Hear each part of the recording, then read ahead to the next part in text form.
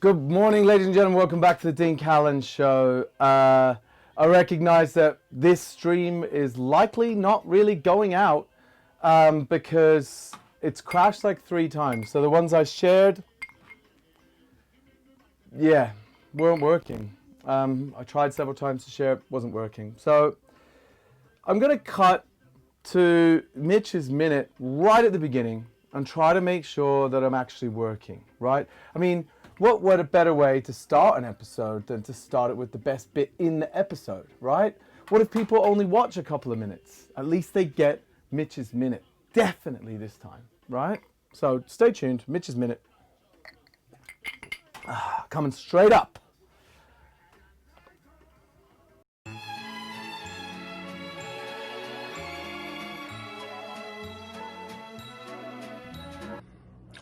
Who's not training on?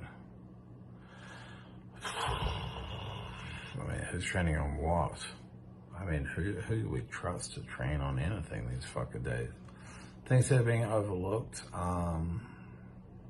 unaged brandies, cognacs, actually, to tell you the truth. I feel like all cognac training is a bit indulgent in a weird way. Rum training could definitely, I mean, undertrained.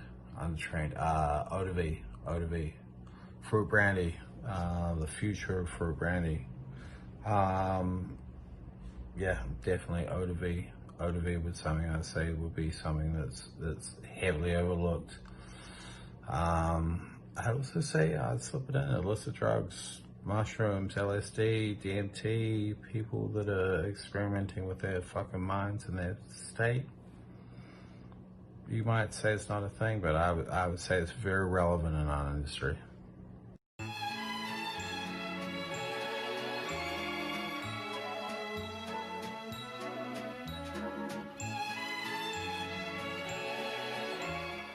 All right, so I'm kind of hoping that's working better again. I've got audio, it seems, everything. It's been a while since I've had a full-on panic from the show not working properly. But you know, good to keep me on my toes. Now, today's episode, I don't have a guest in. I thought I'd give myself a little bit of a break. The person I had planned wasn't able to make it. And rather than try to kind of hurriedly reschedule, I thought I'll just make a nice cocktail that I like. Like when I first started out with cabin fever. You know, it was full-scale lockdown. We weren't allowed to do anything. Everyone was at home. No one knew what was going on. And that's what started me doing these live streams. So I thought in a moment when the hospitality industry is about to be shut down yet again, I don't know where you are right now, but in the UK government has put in a 10 p.m. curfew on bars. Now, this is despite the numbers showing that only around 5% of traced infections are coming from the hospitality sector, whereas like that's not a huge amount. Loads more are coming from care homes and other places, workplaces, but I guess, and yeah, again, 10 p.m. curfew. I don't get how it's going to help to ram people in earlier and have them all out on the street at 10 p.m. instead of staggered finishing times. There's going to be less taxis, there's going to be more public transport, there's going to be house parties. I'll leave it for a minute. I'm going to make a Boulevardier, Barolovardier. Now, a Barolovardier, for those of you that don't know, your standard kind of vermouth is made by taking usually a white wine, or, you know, the wine base isn't the key to the vermouth these days. They take a white wine and you add bitter botanicals and you fortify it with alcohol. You might add a bit of sugar and everything, but effectively the base of it, or the key ingredient in vermouth, is wormwood, right? That's where the vermouth, or German word for wormwood, comes from, right? So that's where the name comes from. Barolo Chinato is a Chinato. So wait, I've got a bottle of Barolo here. So it uses a red wine as a base called Barolo. Now, if you don't know where Barolo is, it's in the hills just outside Asti. it's really close to like where Cocky and Martini are from. It's an area that makes, it's famous for fortified wine. But what separates a Barolo Chinato from Vino Chinato and from vermouths is that the base wines must come from Barolo, which has its own appellation control, right? Now, call me crazy, but if someone created a sparkling vermouth, how has that not happened? Where the base wines had to come from like Grand Cru champagnes, I'd be like, I have to taste that, right? Because you know that there's a control to the wines. You know that there's a quality control. Now, Barolo Chinato, me personally, for a Barolovardier, I found after extensive research, and when I say extensive research, what I did is I bought 13 different Barolos, and there were some Vino Chinatos in there as well. There was Barolo Chinatos and then some Vino Chinatos that I got in Barolo from the guys that make Barolo Chinatos. And then I line them up. Now this is the way I do things when I do that, right? I'll line up, and back then I had shots all the way across the bar. Line up shots like this. And what I'll do is I'll mix into a mixing glass the proportions of, in this case, bourbon. And today I'm going to make 2. So I'm going to stick to, because this is a lot more expensive than your average vermouth. If you want to keep your cocktails at a reasonable price, you're going to have to use like rail price level spirits. Obviously, it's amazing to use like high-end spirits, which I do, especially when I have vintage Barolo Chinato, because it ages really well. You've got a big, bold, robust red wine as the base. And obviously with the fortification and the bitter botanicals that have been added to it, it ages extremely well, and it gets better and better and better and better and better. And I've had 20 and 30-year-old Barolo Chinatos, and they're banging. Right, here, I've got 2 different bitters, right? So it's basically based on a Boulevardier, which comes from this book. If you don't know it, let me see. This is Harry's Barflies and Cocktails with over 300 recipes. And just so you can see here, right, I've earmarked this space for Boulevardier. This is the first time the Boulevardier was ever put into print. And it's, the book was printed in 1927, I think it was. But looking here, it's not, like, if you look back here, the recipes in here are laid out like normal recipes. You've got the recipes there. Here, there's like this blurb about the barflies, and they go on to talk about the drinks preferred by the people who are regulars. Now, one of the guys, Urchwin something, I can never remember his name, he was a regular, but he also owned, I believe it was a magazine, and he even went as far as advertising in the book. So you can see the Boulevardier there is advertised, but that's the Boulevardier magazine or book or whatever they were doing, the regular put out. In this, God, where would it be? Right. Now's the time for all good barflies to come in the aid of the party. Since Erskine Gwynn, that's the guy's name, crashed in with his Boulevardier cocktail, 1/3 Campari, 1/3 Italian vermouth, 1/3 bourbon whiskey. Bourbon whiskey is spelt without an E as well. So, I mean, like 1927, Maker's Mark didn't exist. But, if I wanted to get geeky, I'd make it with Maker's Mark. If I want to get even more geeky, 1927, were they exporting good bourbon at that time? Or did these guys hold on to bourbon for like 7 years? Whenever Prohibition started, I think it was 1919. Right, that's a long time to hang on to bourbon for. Anyway, that's the whole thing. It just lists the recipe. It doesn't say anything about how to make it, like stirred, straight, up, down. A lot of people stir it down and serve it up. I like it just with one big rock of ice.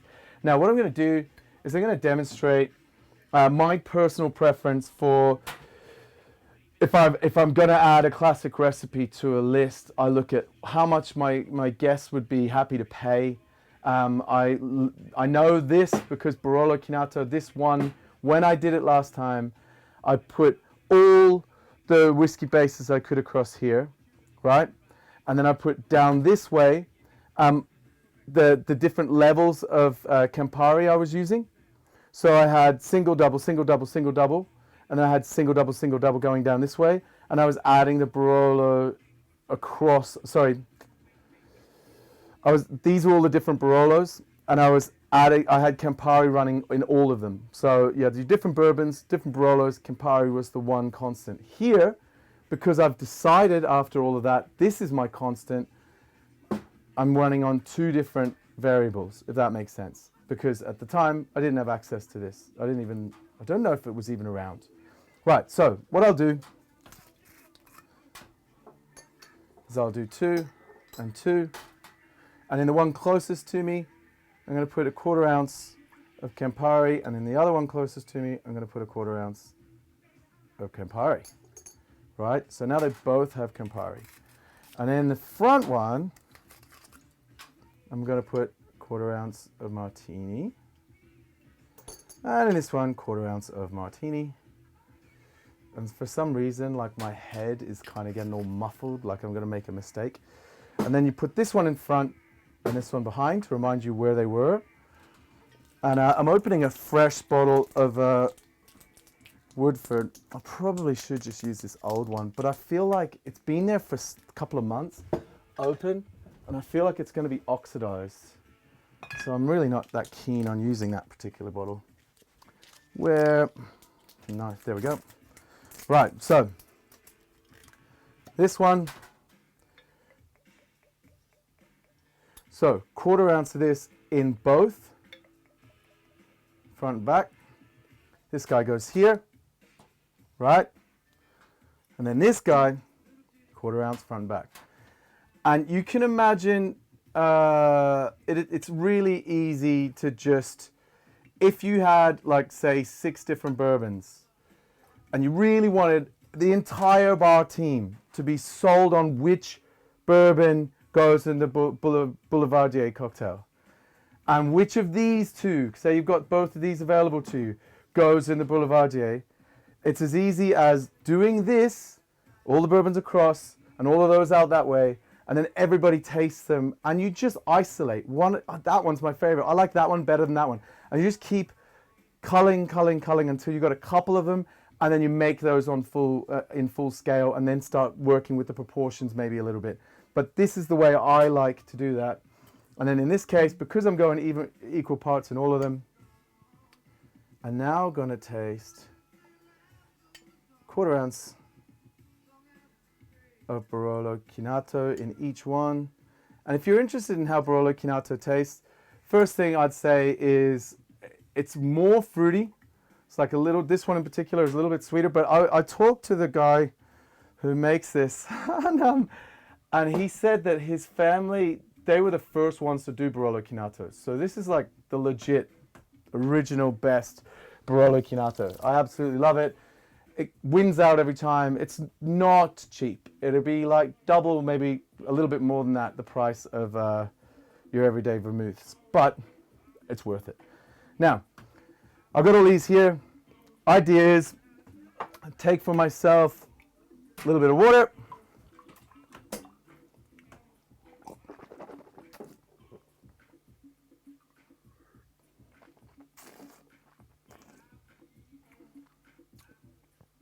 So I'm on Woodford, and I'm going Campari versus Martini.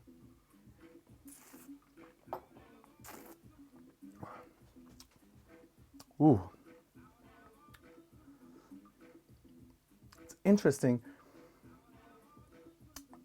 It's really interesting. So the Martini, there's not a huge difference because this is so pungent, like it kind of cuts right through. I would say the Martini's aftertaste is a little less musky because the Woodford has that muskiness about it. And it's fruitier up front.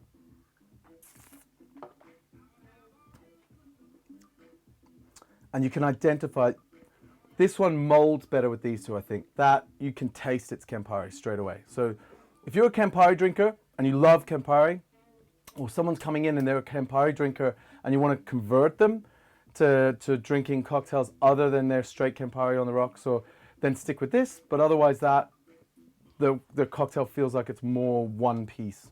If that makes sense. Right.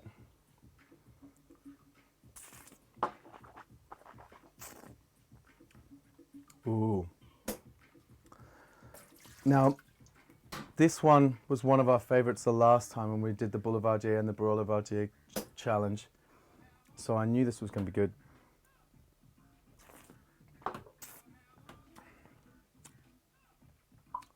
Interesting. Again, so this you can, it's drier, and in the aftertaste you can taste that there's a Woodford Reserve taste to it. Like you can the bourbon is really holding up against the rest of the drink, so it's one you can taste it.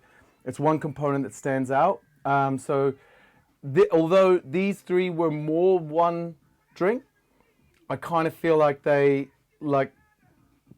it wasn't as much one drink as this, because I guess this has got less of a aggressive flavor.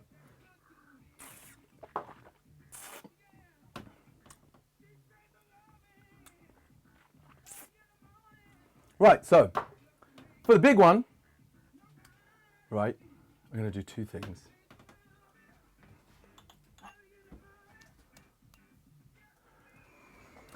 So Blaine has asked, would you say Barolo stands up enough in this drink enough? Yeah, it definitely does. And this is equal parts, right? So if you're used to drinking a Boulevardier with your equal parts, and you're usually using Cocky or Martini or something, Cocky Torino that is, you're gonna tell the difference with Barolo Chinato for two reasons. One of them, the wines are really pronounced in their flavor, and they're really kind of bold and fruity, and the older that gets, the better it is. And for the second reason, vermouth is wormwood, Barolo Chinato is quinine. So it's a quinine base, which is kind of, it's not as kind of woody and dry. It's a bit sweeter, I'd say, which holds up against a dry, astringent bourbon better. Saying that, this was still a little drier than that, obviously, because we were comparing them as opposed to just making the drink. And these guys are the ones that I'm winning out on. It was close with, it was actually a lot closer than I thought with these two. But these guys, that's what I'm going to make. And then I'm going to try that at the end, just to see what happens. Right, so to make Barolovardier, me personally, I actually, despite doing that, I want this to be, I don't want it to be thick and fruity and viscous. Like my palate's just not in the mood for that right now. I'm in a kind of a dry mood.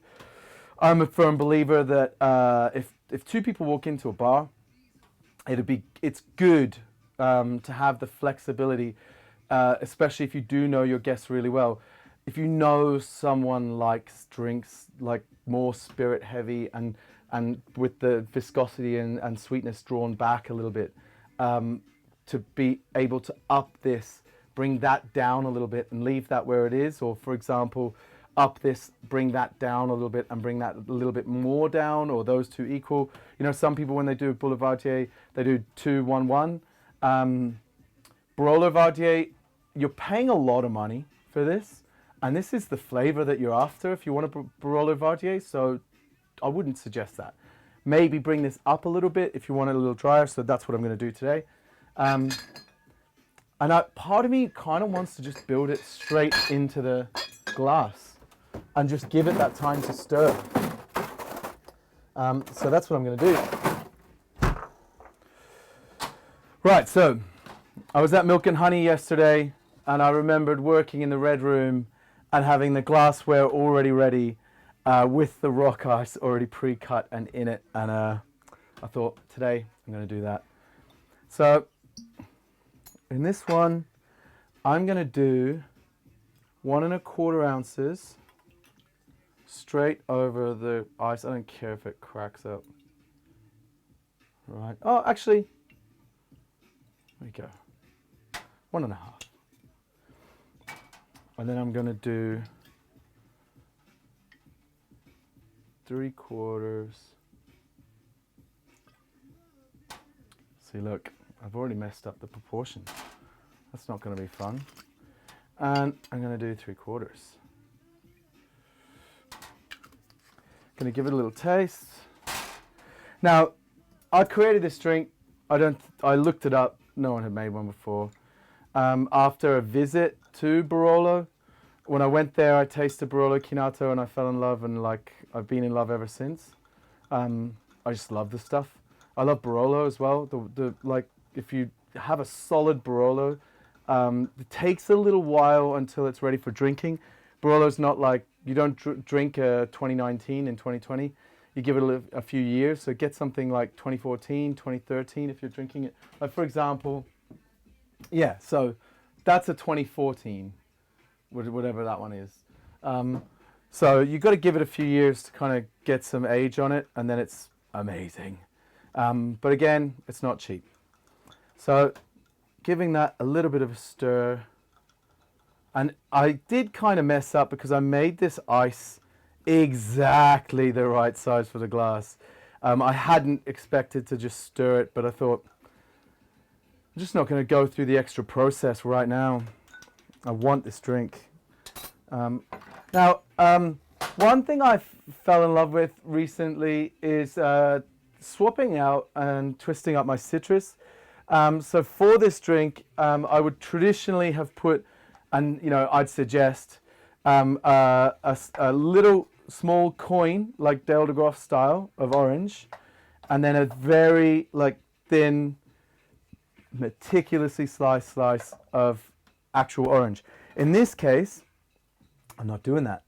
I've got like a seedless mandarin thing because I've seen them in the shop, and you could, as you approach them, you could smell them, and they smelt absolutely glorious. And I had to have them, and then I got them back here, and all I could smell in the cabin when I turned off the aircon, that was, and I've got like a little aromatizer that makes the place smell like old whiskey and cinnamon. After the aromatizer was turned off and the aircon, all I could smell was these, so I just switched it up. And I made one just to make sure that it still tastes nice, and the smile on my face should say it all, but it tastes really nice. That's the Barolovardier. It's also the process of, if you're not sure which bourbon you're going to like, which bitters you're going to like with your Barolovardier, go through that same process. It's always worked for me. It's a solid way to especially with your bar team, if you're a bar manager, you need everyone making the drinks with the spec ingredients. You don't want them swapping out gins, swapping out bourbons here and there, because you end up with variances, and you can certainly lose money as well. Like if you started putting the Knob Creek 9-year-old in instead of the Woodford Reserve or the Buffalo Trace, you know, it's no longer entry-level stuff. It's not meant for cocktails, so you start hemorrhaging money.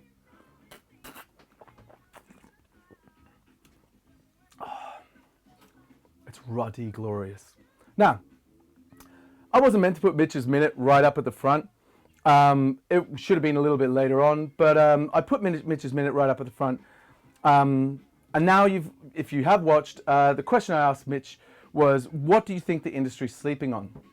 When I said that, I meant, what products do you think the industry's sleeping on? And me personally, I first made a Barolovardier in 2011. And 9 years on, I'm going into bars and asking for Barolo Chinato, and they don't have it. And I'm used to thinking to myself, like, right, if I've discovered something, obviously 1,000 people, hundreds of thousands of people discovered it before me, but like, if I keep using it, surely, like, you know, I'll start seeing it everywhere. And I don't know if the price is an issue, but this one, it's made by Cocky. So if you can get Cocky wherever you are, then why is that overexposed? Ask your same supplier, like, can I please get some Barolo Chinato? Can you get that for me? And get it. try it out. It's delicious. And if your guests, it works in Negronis as well. If your guests like bitter stirred down drinks, a Barolo Chinato in a Manhattan is, it's epic. I don't even know what to call it. I think I tried to call it a Milano, but you've already got a Milano. But yeah, amazing. So definitely worth a try. Now that's something that I think people have been sleeping on. Something else I think people have been sleeping on in the bar industry. And I've mentioned this loads of times on the show.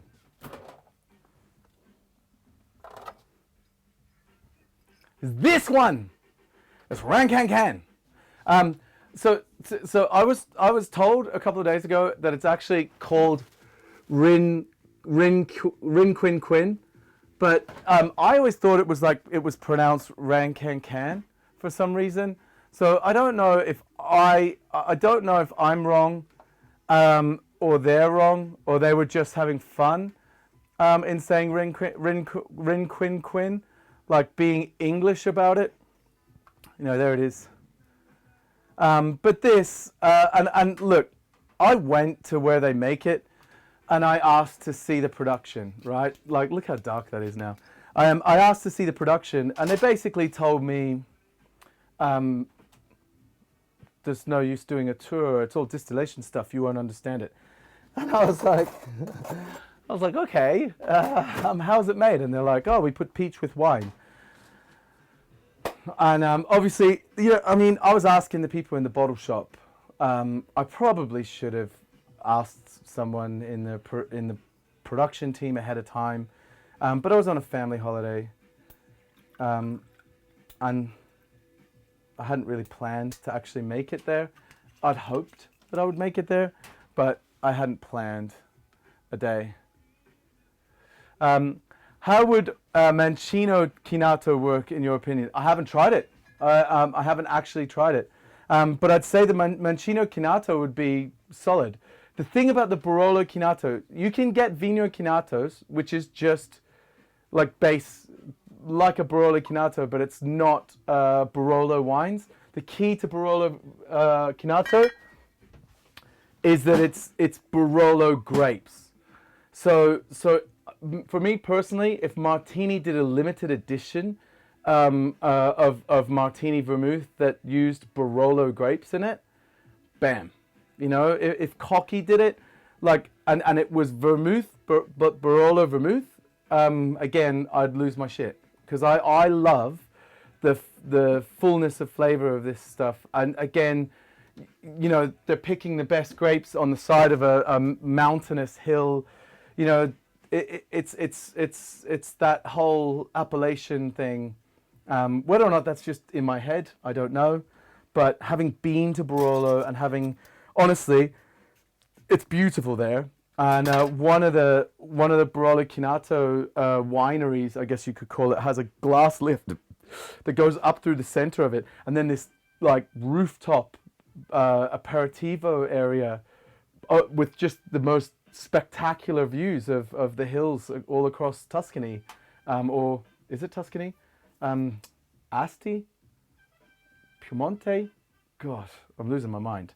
Anyway, it's gorgeous. So I think personally, bartenders should be doing their own self-funded trips. I mean, when they can, when things go back to normal, out to these regions and discovering, like, can you imagine 15 bartenders sitting on the rooftop, like eating some locally, like, wild boar salami and it's truffle area, so like truffles and cheese, and the pasta's so good. It's just, Barolo just has this, it's got this nice flavor to it, and that you can taste throughout anything, and it brings back really fond memories for me. So, and again, so does this. Now, Rancan Can or Rincan Can or Rin Quin Quin. I thought it was Rancan Can. From what I understand, they take wines and they put peaches in them and peach stems, or they put the peaches and they distill it, and they put the stems and leaves of the peach tree and distill that, like kind of like plantation pineapple, but with a wine base. so to crucify what's written on the outside of the bottle, Renkenken à la pêche apéritif à base de vin, which probably means like based on wine. Forquelquois and Provence distillery at Domaines de Provence. Like, so these guys make absinthe and a bunch of other stuff. They're awesome. Oh, it's all French in the back. Like, I don't think they're too worried about export markets or anything like that. Like, I know the guys in the UK are amazing people and really lovely, and I'm going to try to get the UK guy on the show at some point, so we can talk it through a little bit more. But I just wanted to have this today because it's been a pretty rough week. I've met loads of people that I love and care about that are, you know, having a hard time with these whole restrictions. And like tonight, if you're not in the UK, Adam, thank you. My pronunciation is correct. It's great that a bartender from Aberdeen can tell me when my pronunciation of something is correct, right? Did I say pronunciation correct? Because your accent is so thick, I actually really want to hear you say Rankenken. Like, that would be my favorite.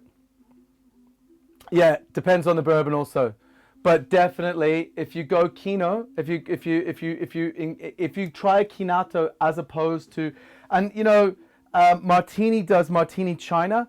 It's Kina, really. It's a Kinato. So like going that quinine route, it gives you another little option to twist out all your favorite stirred down vermouthy drinks. But in this case, Barolovardier was just too obvious for me, and it's fucking amazing.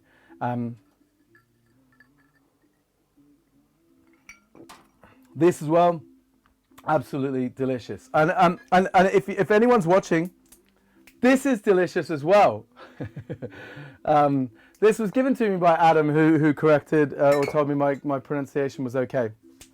So yeah, this is something I think that the bartending industry is sleeping on. It's like relatively inexpensive, but there's so many things you can do with it. You can swap out you can swap out your Americano or your dry vermouth and make, you know, drinks like a Corpse Reviver number 2, where with peach bitters, or instead of absinthe, or even the absinthe, to be fair, and then just take out your Americano and put in this stuff.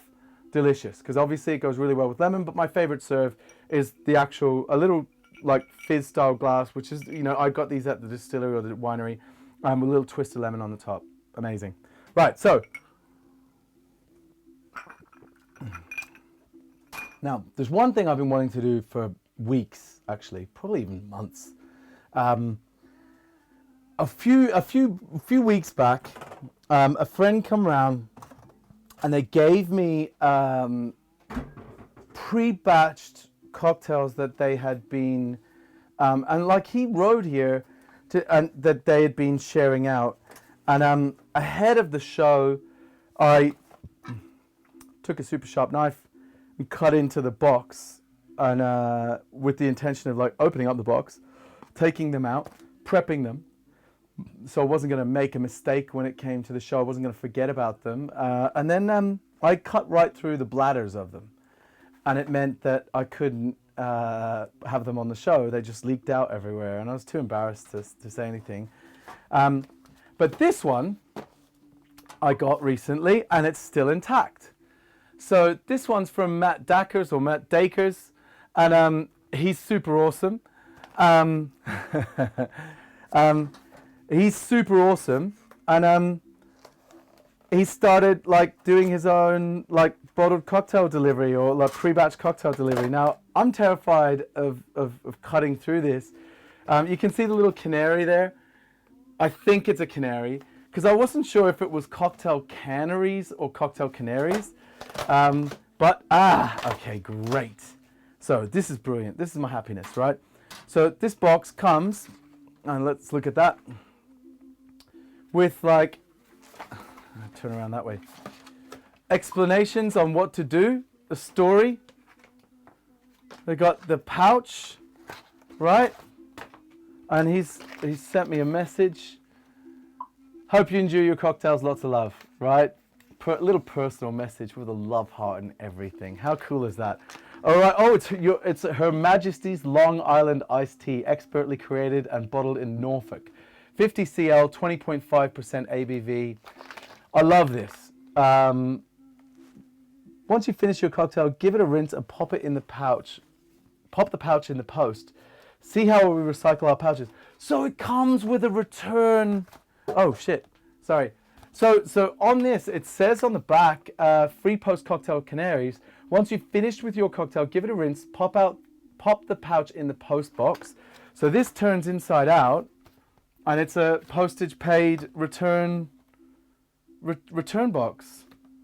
So they can recycle it. And they've actually said, if you want to see how it's recycled, cocktailcanaries.co.uk.ecopouch or /ecopouch.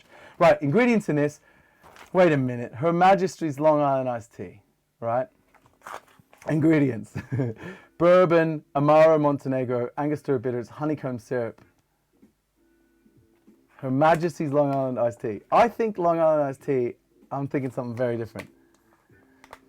And then it says Her Majesty's iced tea, a royal blend of Gindea gin, vodka, tequila, white rum, bergamot, liqueur, and citrus. I might have got like a prototype pack, but where the ingredients were copied and pasted from the previous pack.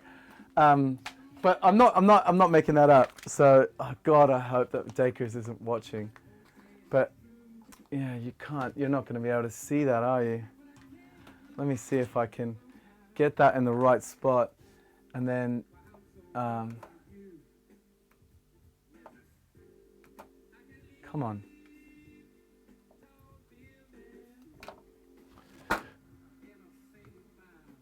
Nope. Will not let me. All right. Anyway, it does say that. I'm going to try it, and then I'm going to sign out because it's been one of the most random days ever. Right. So, what do we put a Long Island iced tea in? Let's go somewhat retro.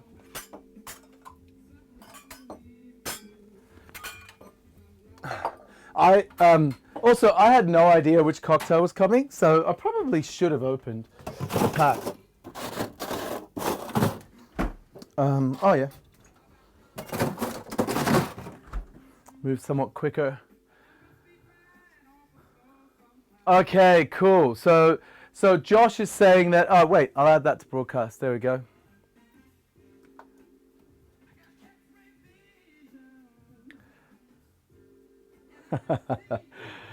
Oh man, I love this. I love the interaction. This is like. If we go into a second lockdown again in the UK, this is going to get me through, I think. Right. I'm hoping that's enough ice.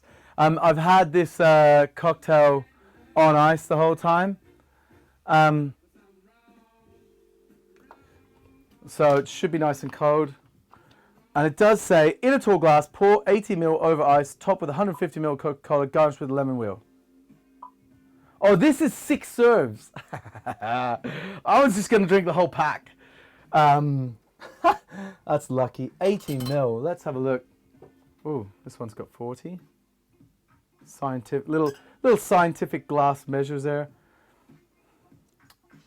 Right. I'll tell you what. I'll do a half measure rather than 80 because I've already got 2 drinks backed up. I'll take my little Coca-Cola. Luckily, I've got some lemon in the cabin. Okay, so Matt Dakers is saying it's the old-fashioned he sent me. That doesn't. I don't. That's not the. I don't think that's the old-fashioned. Am I putting Coca-Cola in the old-fashioned? Is Matt on there? Oh man. I wish I could actually zoom in. What? So my for some reason my computer is like dying on me. Scene locked. Oh, that's why. Bang. Boom.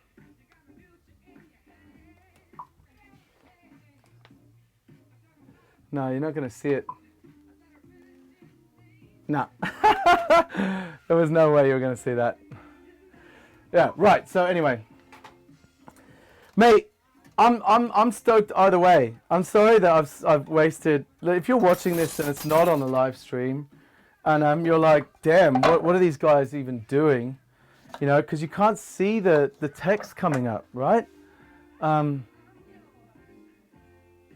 Right?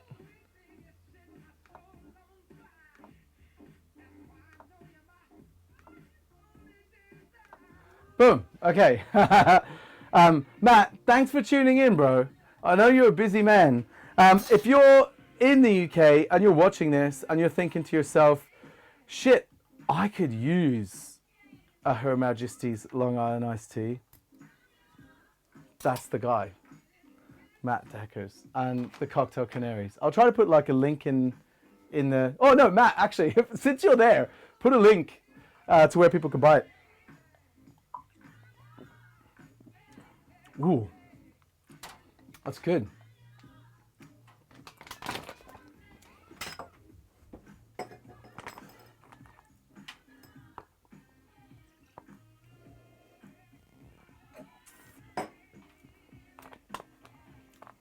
Cool, man.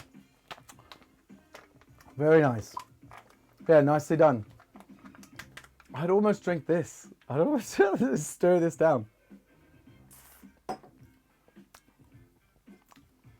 The tequila really comes through in it. Such an awesome time we live in. Once opened, keep refrigerated, used within 4 weeks. Rock and roll. This is awesome. Thank you, Matt. So that's that.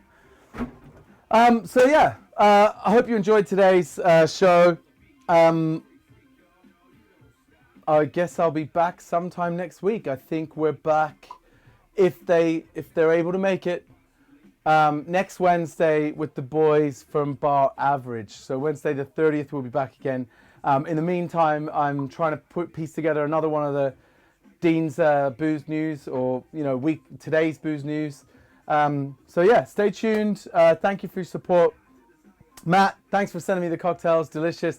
Sorry it took me so long to actually put them on the show, but I wanted to do it right. So yeah, awesome. Thank you, everybody.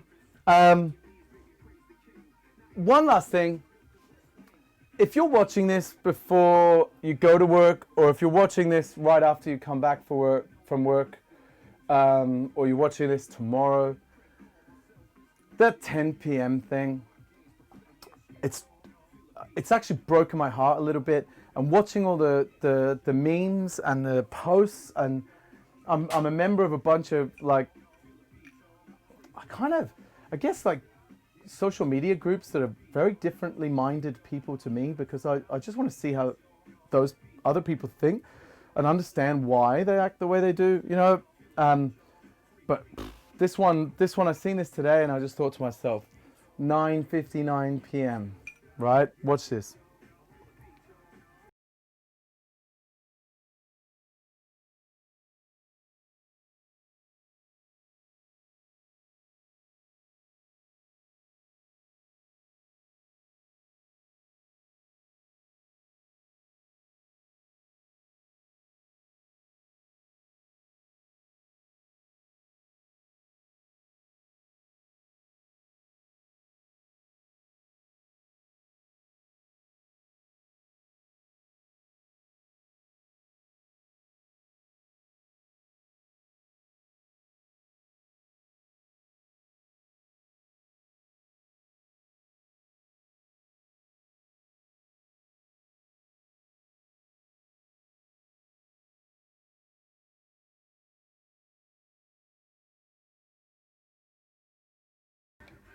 See you later, everybody. Good luck if you're seeing this while you're at work, or if you know someone, send them good luck, because they're going to need it tonight. It's been horrible. Till next week.